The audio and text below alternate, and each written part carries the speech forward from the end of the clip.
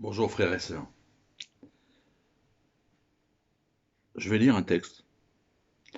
Il se trouve dans l'Évangile selon Matthieu, au verset 28. Il dit ceci, vous le connaissez, il va résonner à vos oreilles. Venez à moi, tous les fatigués, ayant été chargés, et moi je vous donnerai du repos. Portez mon joug sur vous et apprenez de moi, car je suis doux et humble de cœur. Et vous trouverez du repos pour vos âmes, car mon joug est aisé et mon fardeau est léger. Il y a dans la vie des paradoxes, des choses. J'explique, un paradoxe, c'est une idée qui va à l'encontre de ce qui est communément entendu. Or, avec ce texte, il nous semble qu'il y a des paradoxes, qu'il y a des choses, des mots qui sonnent et qui vont à l'encontre de ce que l'on croit. Mais cette année 2020 nous donne beaucoup de choses que nous apprenons, des nouveaux mots, des nouveaux mots. On a entendu confinement, on a entendu distanciel, présentiel, gestes barrières. Et donc, en ce mois d'octobre, couvre-feu. Couvre-feu. Déjà, il faut expliquer un petit peu ce que c'est qu'un couvre-feu. Eh bien, c'est un terme qui remonte au XIIIe siècle, XIIIe siècle, et qui, à l'époque, les gens avaient des cheminées chez eux, et donc des cheminées qui donnaient sur le sol, et ils allaient souvent se coucher en laissant le feu se consumer dans la cheminée. Mais malheureusement, souvent, ce feu se répandait et mettait le feu à la maison. Et donc, les seigneurs ont inauguré ce couvre-feu, ce moment où, dans la ville, les cloches sonnaient pour que les gens éteignent le feu avant d'aller se coucher. Donc ça pouvait être vers 9 heures, vers 9h30, vers 10 heures. Mais en tout cas, quand les cloches de la ville sonnaient, il était temps d'éteindre le feu. Et puis, dans un emploi bien plus récent, au XXe siècle, notamment pendant la guerre, on demandait aux gens d'éteindre les lumières, de cacher tous les aspects des lumières. D'abord, il fallait rentrer chez soi. La première chose. La deuxième chose, c'était de s'isoler pour ne pas attirer la lumière et que les avions, souvent qui pendant la guerre bombardaient les villes, ne ciblent pas les villes, qu'il n'ait pas de point de repère. Et en même temps, ça permettait aussi de contrôler éventuellement les gens qui pourraient éventuellement faire des complots. Mais nous ne sommes pas en état de guerre. Notre président a dit qu'on était en guerre contre le virus. Et je voulais juste faire ce rappel en début de message pour expliquer le mot couvre-feu qui, pour les uns et les autres, n'est peut-être pas un mot d'un usage pratique. En tout cas, j'ai parlé de paradoxe. Paradoxe dans Matthieu chapitre 11. Dans Matthieu chapitre 11, c'est un verset qu'on lit communément, qu'on maîtrise. Il dit trois choses. Il dit notamment trois choses. Il dit « Venez à moi, venez à moi ». Première exhortation. Deuxième exhortation, il dit « Portez mon joug, portez mon joug ». Et puis, troisième exhortation, « Apprenez de moi ». Venez à moi, portez mon joug, apprenez de moi. L'objectif étant d'avoir du repos. C'est paradoxal de venir, de porter, d'apprendre et finalement d'avoir du repos. Quel genre de repos? Le repos de la conscience, celui que nous trouvons à la croix. lorsque nous comprenons que Jésus nous pardonne, qu'il nous soulage, qu'il s'est mis à notre place. Ça peut être le repos du cœur. Un prisonnier gracié rencontre beaucoup de difficultés à se réinsérer dans la société lorsqu'il est libéré. Il est souvent seul et il n'a pas face à lui forcément des gens qui l'aident, alors que nous, chrétiens, nous savons que nous sommes délivrés des chaînes du péché et qu'il n'y a plus de condamnation. Mais réfléchissons quelques instants. Qu'est-ce qu'un fardeau? Qu'est-ce qu'un fardeau? Léger. Un fardeau léger. Lourd, léger. Pénible, léger. C'est quoi un joug d'abord? On apprend des mots ce matin. C'est un attelage pour faire avancer des animaux ensemble, dans un premier sens. Dans un deuxième sens, c'est une contrainte, une domination qui entrave la liberté. Voilà donc une contrainte facile, selon les propres mots de Jésus. Jésus s'adresse à des personnes épuisées, au dos courbé, sous la tâche, qui n'en peuvent plus. Et ces trois ordres qu'il a donnés, on se dit, mais Jésus, il en rajoute une couche. C'est pas simple à comprendre. Je vous propose d'essayer. Si on les place dans leur contexte, ces propos de l'évangéliste Matthieu sont placés là juste avant un conflit avec les pharisiens, pas les parisiens, pardon, et les légistes de la loi, sur l'idée du sabbat. Le sabbat, c'est une sorte, j'avais fait une méditation il y a bien longtemps, c'est une sorte de couvre-feu où en fait on devait prendre notre nourriture et se mettre de côté pour 2 jours. Et puis ils sont placés juste, ce texte est placé juste après les paroles de Jésus qui opposent les sages qui se croient savants et les petits enfants qui, eux, sont là pour apprendre. Ce court passage est donc un enseignement que donne Jésus. Il dit, l'objectif en fait, apprenez de moi. C'est le verset 29. Apprenez de moi. Alors, il s'adresse à qui? Il s'adresse à ceux et celles qui n'en peuvent plus de courir après les œuvres, à faire pour être en justice avec la loi, avec le jugement des chefs religieux, avec les pharisiens, à ceux et celles qui sont fatigués de courir après un résultat qui, comme l'horizon, s'éloigne de plus en plus. Car l'obéissance parfaite n'existe pas. C'est fatigant de courir après quelque chose qui n'existe pas, n'est-ce pas? Tout en croyant que c'est possible. Ajoutons que Jésus parle aussi à ceux et celles qui ont été chargés, et non pas à ceux qui sont chargés. Ils ont été chargés par qui? Par quoi? Pourquoi? Jésus montre du doigt l'obéissance religieuse pour gagner le salut par les œuvres. L'amour divin, essayer de gagner son amour, essayer de gagner une place au paradis.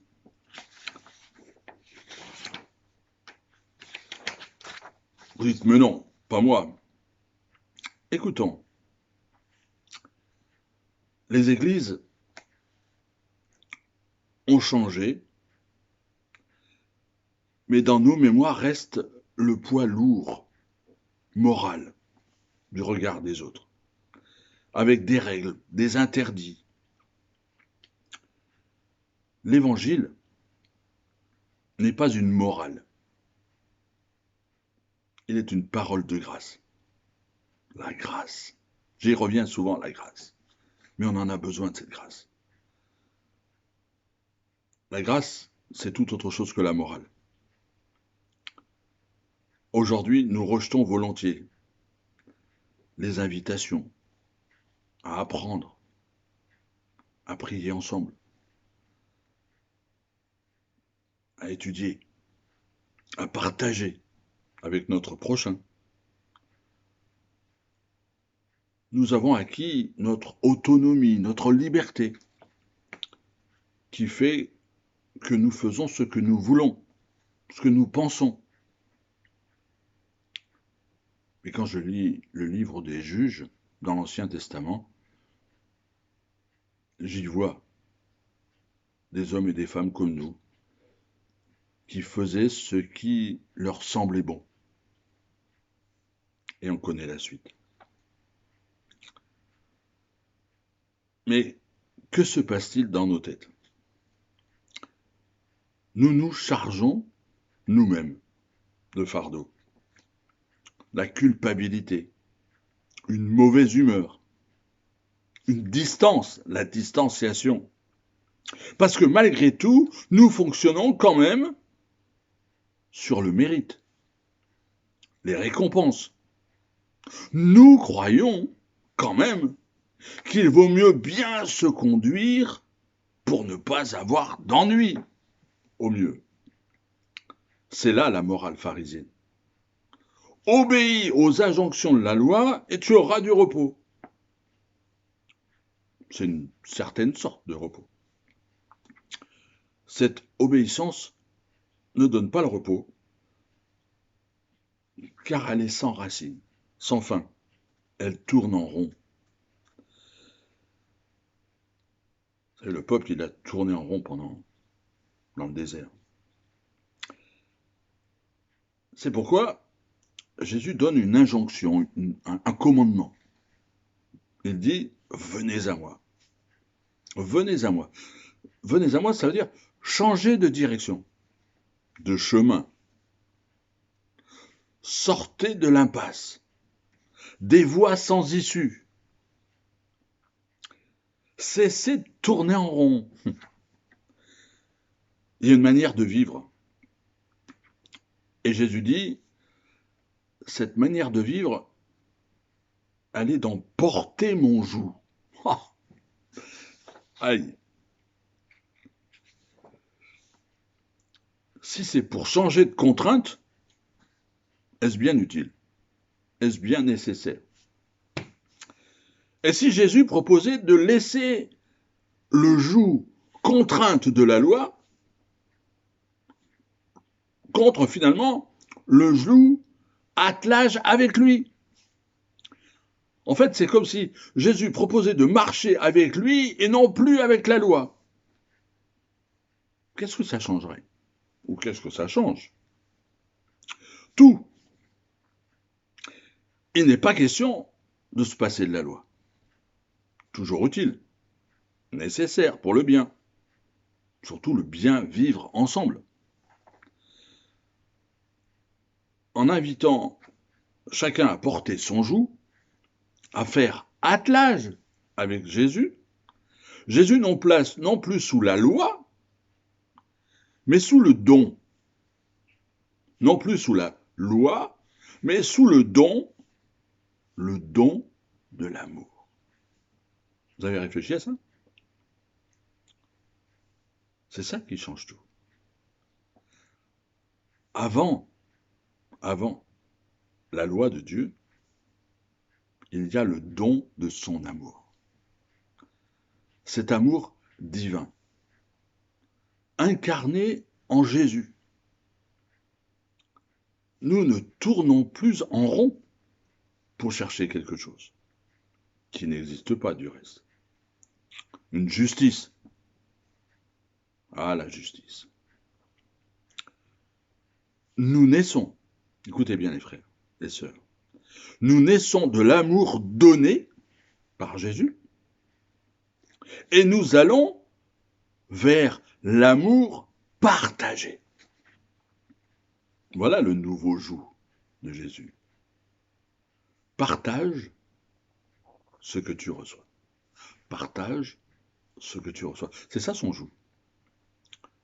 C'est un déplacement considérable.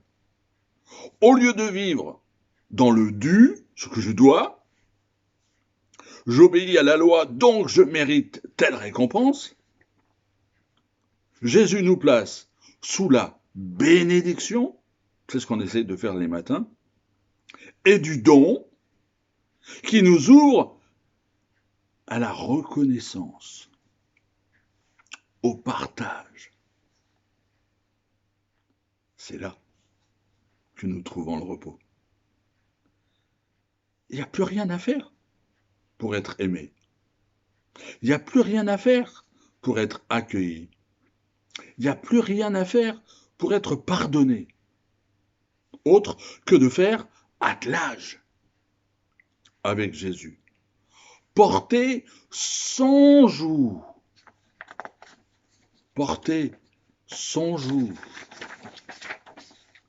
C'est se reconnaître, aimer, accueilli. C'est se reconnaître pardonné. Être en paix et en repos. La paix du cœur, la paix de la conscience, le fardeau de Jésus. C'est une invitation à partager ce qui nous est donné en lui et par lui. C'est beaucoup plus facile que de courir sans cesse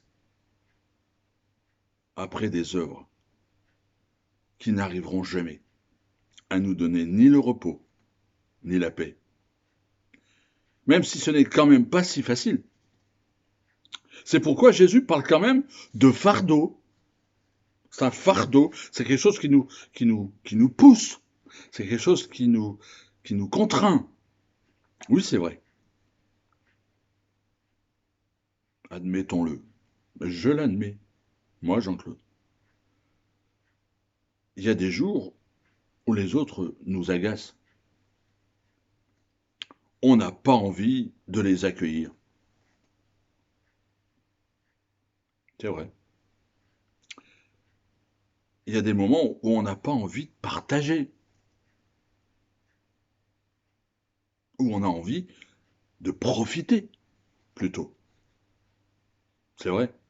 Non? En tout cas, c'est vrai chez moi. C'est pourquoi Jésus lance cette invitation. Venez à moi, détournez-vous.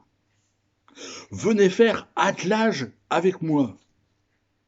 Marchez avec moi. Vous verrez, je vous soulagerai. Je vous aiderai. Car je suis doux et humble de cœur. Car je suis doux et humble de cœur.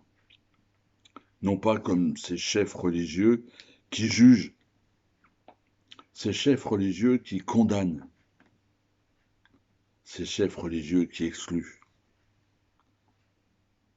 Avec moi, dit Jésus, vous ne craignez rien. Nous marcherons ensemble. Vous vous redresserez et vous ne serez pas fatigué de vivre. Car la vie, ce n'est pas de faire, toujours faire, pour avoir et pour être. La vie avec Jésus, c'est recevoir. C'est partager ce qui nous est donné. Quelqu'un d'autre a déjà tout fait pour moi. Alors, j'ai parlé en introduction de paradoxe. Une idée qui est contraire à ce que tout le monde pense. Le premier paradoxe que Jésus nous propose, c'est de se reconnaître sauvé et c'est de se reposer dans ses œuvres. Se reconnaître sauvé et se reposer dans ses œuvres, pas les nôtres, pas les nôtres. Même si la Bible dit que Dieu nous a préparé des œuvres d'avance afin que nous les pratiquions. Mais le repos, c'est déjà de se reposer dans les siennes. Le deuxième paradoxe, cette deuxième idée qui va à contresens,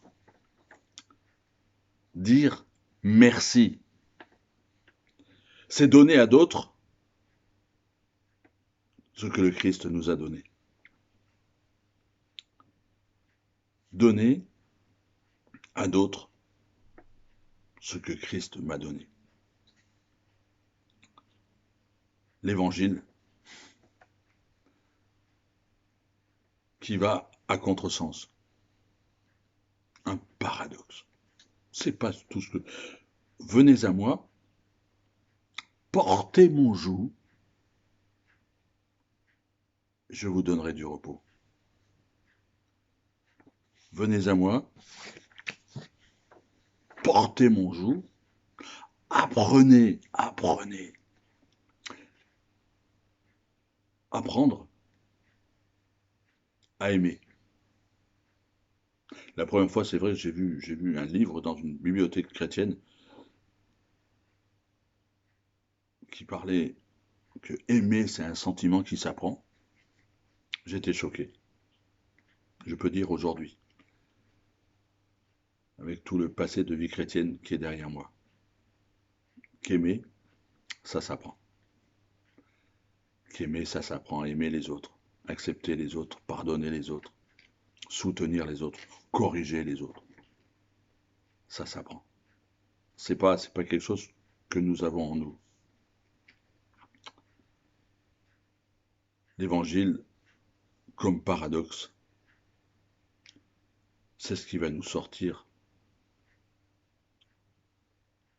de notre couvre-feu, à passer ce couvre-feu, à passer ce confinement, à passer cette nouvelle époque de virus qui nous isole, qui nous renferme, qui nous fatigue, qui quelque part nous dérange,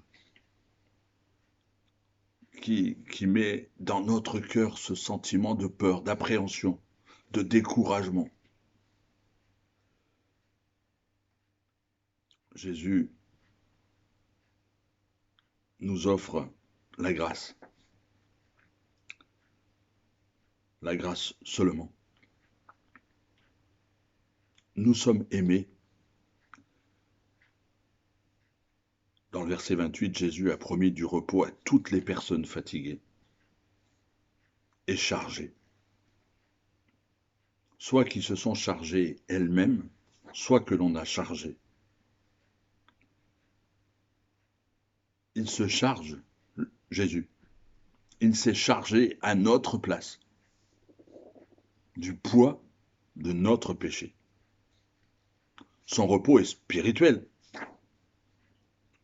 mais il est plus que ça. Parce que si je suis en paix spirituellement, je peux me reposer tranquillement. C'est une paix intérieure, une liberté face à la crainte, face à l'anxiété. C'est du repos pour mon âme. Verset 29. Pour mon âme, qui dure à jamais, qui rejaillit dans l'éternité, qui ne se termine pas juste à la fin de mes vacances, à la fin de mon congé, à la fin de mon repos, non. Le repos pour mon âme que Jésus nous propose, comme un paradoxe, rejaillit dans l'éternité. L'homme du monde recherche le repos, la paix dans le rituel, dans le religieux, dans les bonnes œuvres. Mais il échoue pour obtenir le repos, la paix authentique. Il est indispensable de venir au seul véritable homme de paix, Jésus. Vous le savez, n'est-ce pas? Nous le savons. Mais on a besoin d'être à nouveau interpellés, je pense. Alors que les choses s'amoncellent, que les choses reviennent à nouveau. Pour 4 semaines, pour 6 semaines, des contraintes. Le vrai repos et la vraie paix ne se trouvent nulle part ailleurs qu'en Jésus.